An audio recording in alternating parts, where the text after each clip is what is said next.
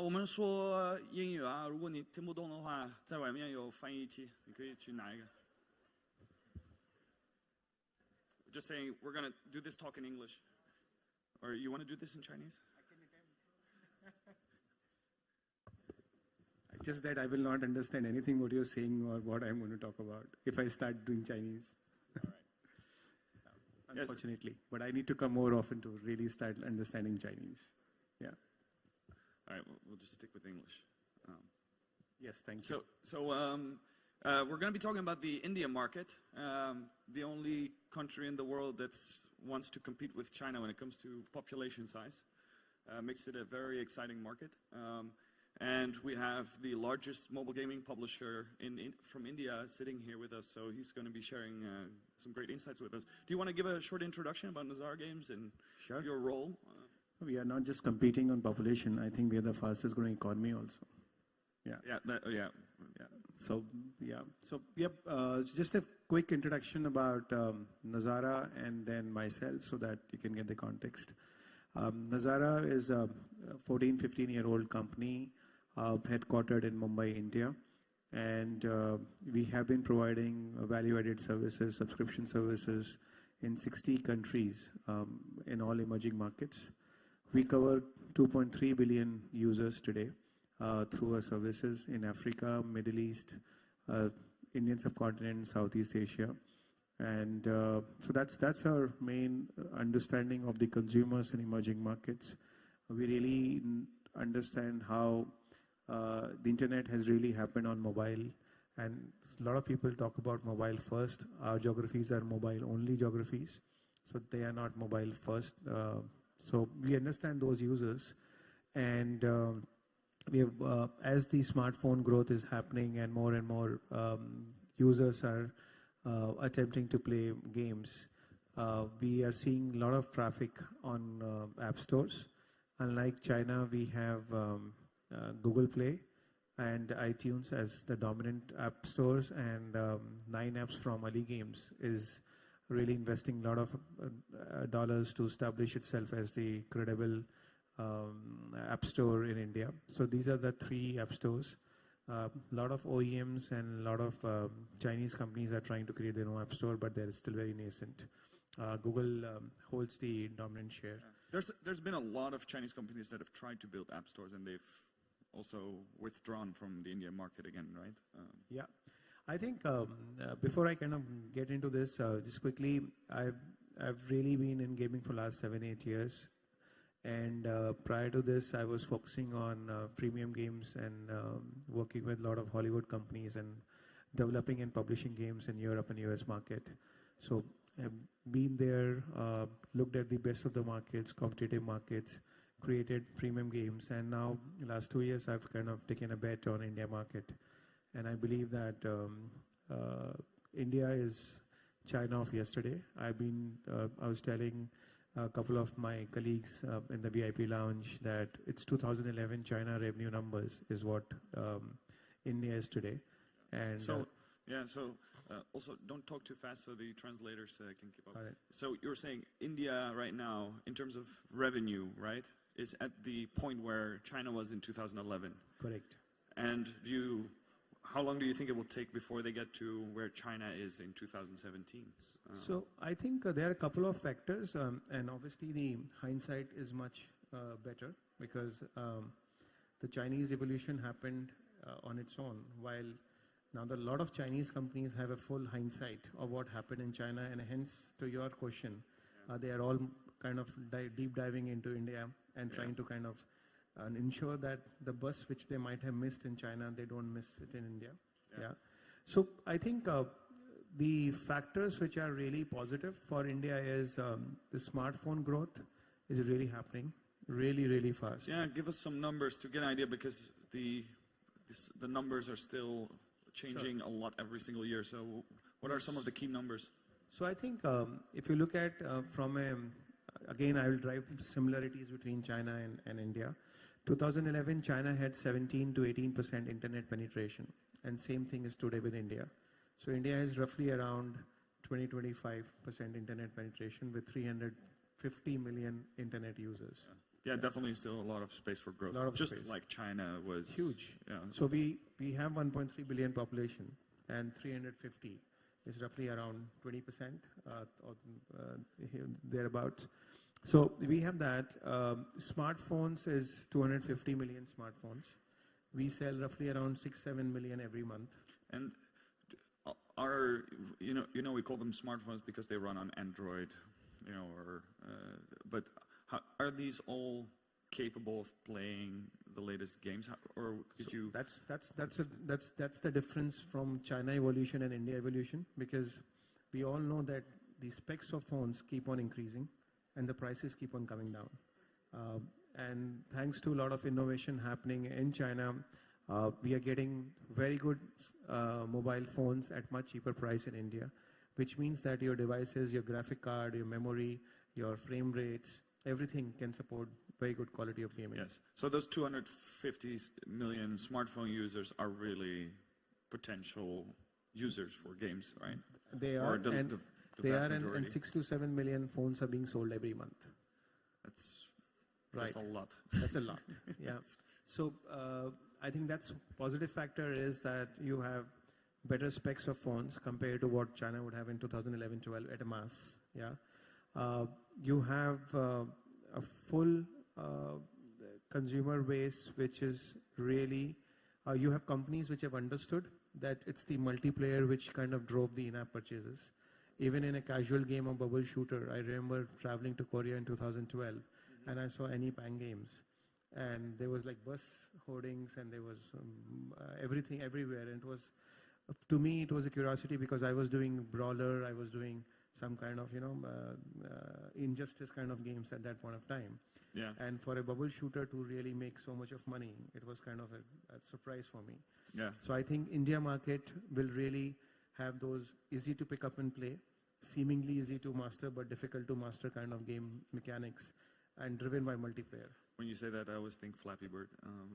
Flappy Bird, the challenge. So it's a huge market. It has huge growth, right? The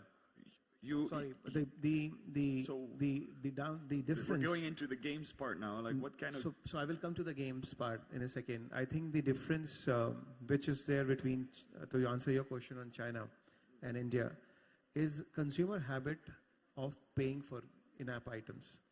China had a PC MMORPG past where the consumers were aware of in-app purchases and they were used to in-app purchases. Yeah, they took to it very quickly. Right. They're actually leading in that. Exactly. Yeah.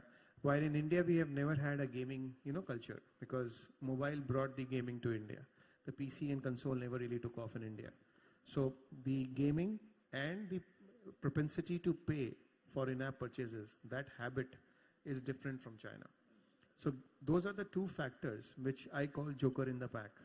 Whether we will take 6 years to reach today where the China is, or we'll take 3 years to reach where China is, the habit of paying for games, that is what will define. Yeah. The infrastructure issues of internet connectivity, being able to play multiplayer game, payment related issues, I think those are getting solved and will get further solved in the next 6 months. But still, multiplayer-only games are probably not a good idea. No, it's not a good for idea. India, right? No, not at all. And then, so, for example, for all the Chinese game developers that are already creating games for the China market, how many of those games would you say, like, oh, these games could also do well in India? Is that the case? Like, what kind of games do well in India right now? What type of games? What kind of style games? So I'll tell you, if you look at from an India perspective, you can divide in two clusters. One cluster is your casual audience, which are playing casual games. Yeah. And that's your 80 million, 100 million people, which are playing your runners, platformers, puzzles. Yeah, match 3. Everything. And then maybe simulator. Yeah. Those are the audience which are looking for very familiar game mechanics. Yeah. Their session times are 2 to 3 minutes. Okay. They come 3 to 4 times a day. And predominantly their reason for coming is stress buster, time pass. If there is some challenge asynchronous they need to send, they can send it. Yeah. Okay. But it's not, immersive game session. Like it's not 23 minutes, 30 minutes, 35 minutes kind of a game session. Yeah. Okay. Right? So that's your casual audience which is growing and which will continue to grow. Yeah. Now, as I said before, to that audience, if you look at, if you kind of give them a game which has a lot of statistics on their screen and a lot of meta, they will run away because they will get scared. They have come here to get entertained, not really apply their mind. Yeah. Right? Okay. Similarly, they want time wasters. Exactly. Yeah. Likewise, if you give them a game mechanics, which is non-intuitive and it's difficult to kind of really pick up and play, then they will run away. And the challenge in India, which is there, that these phones which we spoke about can have 17 applications because of the memory size limit. Okay, yes. And if they don't like the game, in 3 seconds to a minute, they'll uninstall you. Yeah. Yeah, I noticed that I lived in India for about 4 months. Yeah, I didn't notice always that people were really cautious about keeping an app on their phone or not, because they're very. So what is the ideal size, by the way, that most people are comfortable with? So for the casual users, you should look at an APK of around 25-30 megabytes, not more than that. Yeah. Okay. Anything more than that, you are restricting your user base considerably. Okay. Plus your installed size should be not more than 50. Yeah. Sorry, 250. 50. Okay. Install app. Yeah.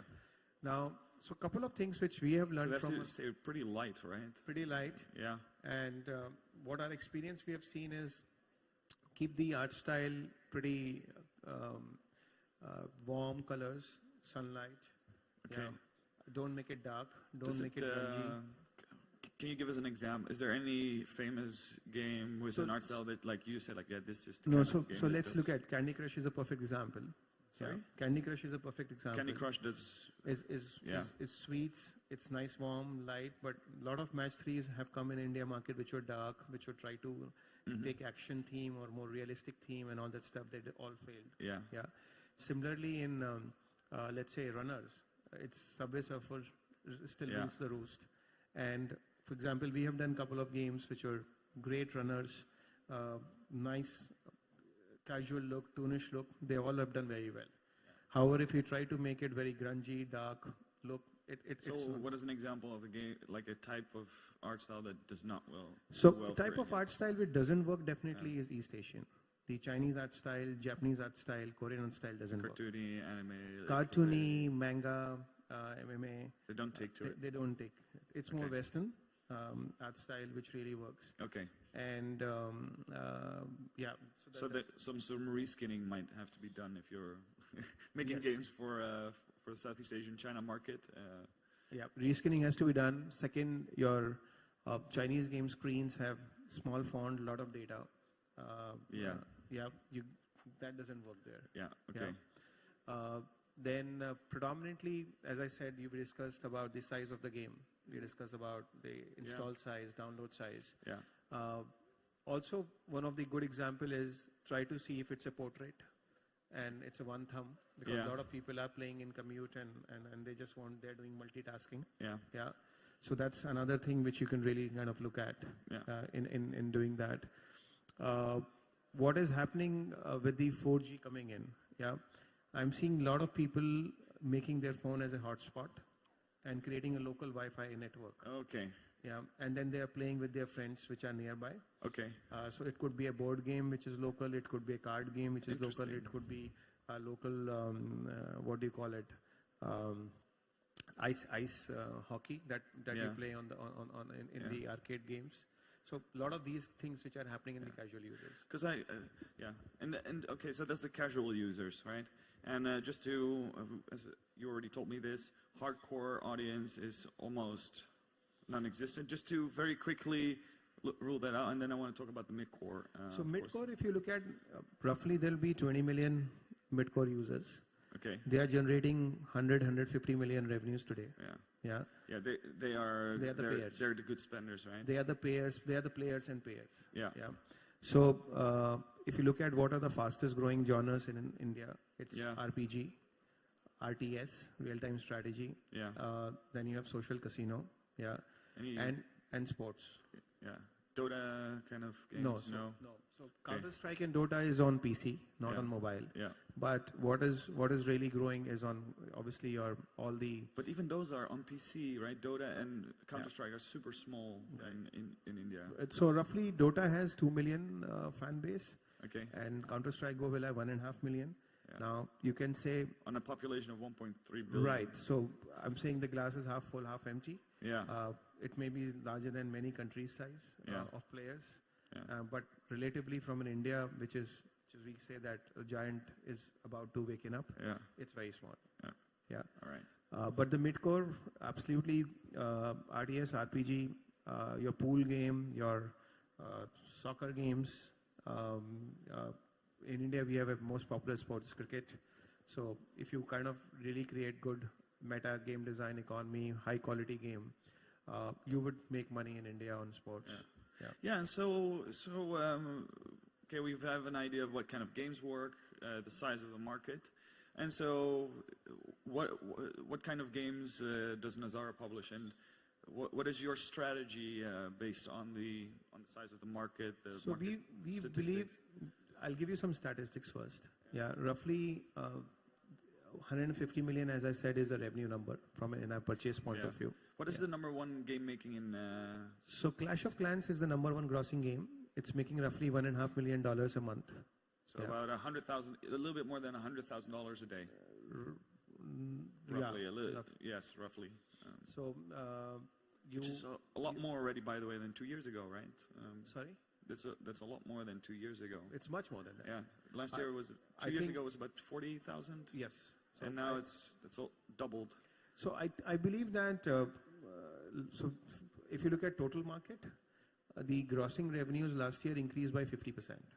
Yeah, Clash of Clans is an outlier because it was a Clash of Clans. Sure. Yeah. Because why? Because it's Clash of Clans. Yes. Yeah. And however, we believe that this year. Google Play has done more efforts on including more payment options. They've got direct carrier billing. So they've got payment options like Paytm, which is like Alipay is here. Yes. We have got more and more alternate payment channels getting added into Google. And I think that is what is going to really drive in-app purchase even more considerably. Okay. And my personal opinion is this year is going to be a total grossing revenue will double. Yeah. So is Nazara doing a mix of casual and mid-core games, or are you guys so just focusing on... Currently we have our portfolio which is all casual. Yeah. Okay. But my purpose of coming here and meeting more developers is to really look at a lot of mid-core games. Okay. And really see which is the right game for India and the right partner for India, and so that we can really get into the mid-core games. Obviously, mid-core requires more effort and hence more operations and hence much fewer games. Yeah. We are looking at 2 to 3 games this year in mid-core, while 15 to 20 games of casual is what we're going to launch. Yeah. Which parts of the world are you getting most of your titles from? So from the casual point of view, we work with developers today from Korea to Europe to US to India. So a little bit from all over. All over the place. Because it's much easier to kind of get the casual games off the ground. Yeah. So a small segue here for us, the strategy which we have adopted is we believe that Indian content will rule the roost when it will come to local gaming. Mm-hmm. Today it may be dominated by a Clash of Clans or a Temple Run or a Subway Surfer because the people who are playing and paying are very global mindset. Yeah. They are the kind of upper echelons of the society, and they are travelers, and hence they are looking at. We have seen this happening in television in India long back. Mm-hmm. The American dramas were most popular, and then as the TV penetration really increased, more Indian content started happening, and today it's the Indian content which is really driving the television industry. Bollywood IP. That's what Bollywood is driving today. Hollywood movies are a very small fraction to the whole Bollywood. So we believe that gaming will also have the same thing, and which is why we have taken a conscious call that we will sign Indian IPs. Okay. So we have signed all the big kids local IPs which are on television. Yeah. We have signed Bollywood stars. We have signed the sports icons. Yeah. And we are making games around them. Yeah. You also develop your own titles. We don't develop our own IPs at all. Okay. Yeah. So what we have taken a conscious call that Yeah. at this juncture, we will focus on building a user network. Okay. We will build whether a casual user network or a paying user network, but we will use IPs. Yeah. Because IPs drive familiarity. Yes. And then the discovery of the game, download of the game. Yeah. So last year we got 22 million downloads. Yes. Last year we got just 22 million downloads. I'm Yes. just using and just from 5 games, and without any UA money spent. Okay. Now, what people are really doing now that they're going to YouTube influencers, Twitter influencers, finding marketing, not spending all the money with Iron Source and other ad networks. Yeah. What we are doing is we are leveraging the reach and popularity and the organic inflow of the IPs, and which is really helping us. And can anybody do this, or is that? Sorry? Who can do this? Is it just you who can do this, or no, does so it require certain relations? Or no, unfortunately, what happens is that the IPs involve and entail an upfront investment. Yeah. And that is where you can create an entry barrier for a lot of startups. Yeah, because they will not be able to afford upfront investment for licensing an IP. Yeah. Given that we are the largest, financially pretty robust performance, we could really afford to sign up those IPs. Okay. And then IPs become our cornerstone for a strategy for casual gaming to go forward. However, I'm not very sure when I look at the mid-core users whether they are going to be influenced by IP. I don't think so. Yeah. Next year's GMGC, you're going to tell us, right? Yes, I will tell you. You're going to be trying this, what you're going to be trying out this year? Correct, this year. Okay. So next GMCC I will have, but from my own experience, I believe that user will first look at, because if you're looking at a paying user, IP can only get you a download, but ultimately it's a good game, which will get you users to pay for. Sure. And which is why in the mid-core segment, it's important to first find a right game. Yeah. As we're basically running out of time, I'll give you one last opportunity for final tips or a message that you want to leave for the audience here. So my only submission to you guys is that you will not get a market which is so big in one shot, really big market, and with one kind of a language, English, you don't have to do multiple languages. There is an art localization which needs to be done, which is relatively easier compared to getting the game economy and game level balancing right. So if you are wanting to expand overseas and with less amount of efforts, I think India could be a market where you could really get a lot of your users, a lot of your DAOs, MAOs, and that would help you in your not just game testing, looking at your hardening of your game and hardening of your engine, but also if you are, let's say, a developer which is in the market to raise funds, it will also help you in your investor slides. All right. Right. Thank you so much, Manish. Thank you. So for the audience, this is the last speech of the day. You have the ultimate India market expert sitting here. So if you're interested in exploring that more, you should probably, when he gets off stage, try to snatch him. And my WeChat is Manish Diesel. You can reach out to me on WeChat. Manish Diesel. DIESEL. Okay, great. Yeah. Thank you so much, Manish. Thank you. Thank you. And thank you, GMGC, for putting on a great conference as every year.